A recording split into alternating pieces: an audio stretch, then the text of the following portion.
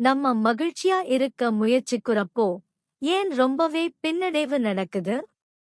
அதுக்கு காரணம் நம்ம உடம்புல இருக்க 3 முக்கியமான இரசாயனங்களை நாம புரிந்து கொள்ளாததாலதான். இந்த முக்கியமான இரசாயனங்கள் பற்றி ரொம்ப பேரு தெரியாம தான் இருக்காங்க. நாம மகிழ்ச்சியை அதிகப்படுத்த முயற்சிக்கும்போது அது பெரிய பிரச்சனையாகுது, சந்தோஷத்தை குறைக்குது. ஆனா ரிசர்ச் சொல்லுது இந்த இரசாயனங்களை தெரிஞ்சுக்கிட்டு அவற்றை பயன்படுத்தினா நீண்ட நாள் நலமாக இருக்கலாம். முதலாவதுதான் டோபமைன். இத ரொம்ப பேரு ஆழ்மனதில் அதிகரிக்க முயற்சிக்கிறாங்க. ஆனா இது நீண்ட நாள் மகிழ்ச்சிய சேதப்படுத்துது. நீங்க ஒரு புது சோசியல் மீடியா போஸ்ட் பார்க்கும்போது அல்லது பிடிச்ச உணவு சாப்பிடறப்போ உங்களுக்கு டோபமைன் தாக்கம் கிடைக்கும். இது ஒரு குறுகிய கால பயனளிக்கும் நிலை. நம்ம ஒரு செயல் முடிச்சப்போ குறுகிய கால மகிழ்ச்சிக்கான சிறிய தூண்டுதலை கொடுக்க அமைக்கப்பட்டிருக்கு.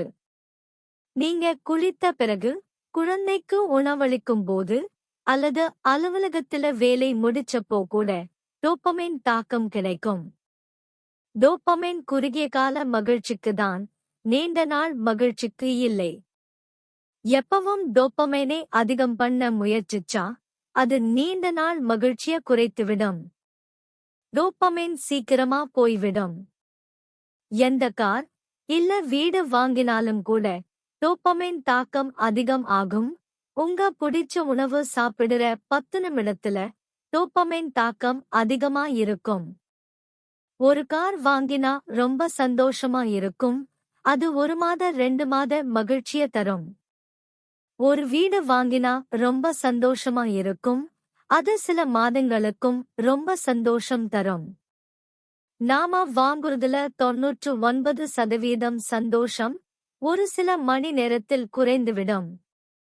ஆனா நம்மில் ரொம்ப பேர் மத்தவங்க வாங்குறதை பார்த்து பொறாமைப்படுறோம். அப்புறம் நம்மகிட்ட மத்தவங்க வாங்குறது இருந்தால் நாம இன்னும் சந்தோஷமாக இருப்போம்னு நினைக்கிறோம். எந்த இரசாயனங்களை நாம கவனிக்க வேண்டும்? எந்த இரசாயனங்களை நம்ம புரிந்து கொள்ள வேண்டும்? நம்ம அடுத்த வீடியோல ஆக்சிடோசின் மற்றும் கார்டிசோல் பற்றி பேசலாம்.